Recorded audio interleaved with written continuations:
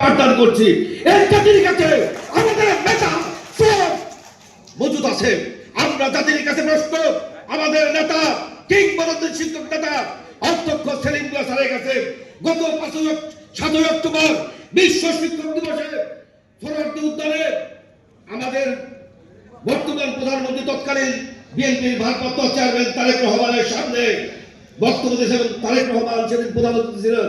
উনি বক্তব্য দিয়েছেন বিএনপি সরকার ক্ষমতায় গেলে, আমাদের মিলন ভাই বক্তব্য দিয়েছিলেন বিএনপি সরকার ক্ষমতায় গেলে শিক্ষকদেরকে মাঠে নামতে হবে না। আমরা অনেক শিক্ষকরা বিগত সরকারের আমলে সারা বাংলাদেশে আমরা তখনও ম্যাডামের কথায় এবং দেশটা তারেক রহমানের কথায় বড় কোনো আন্দোলন করি নাই।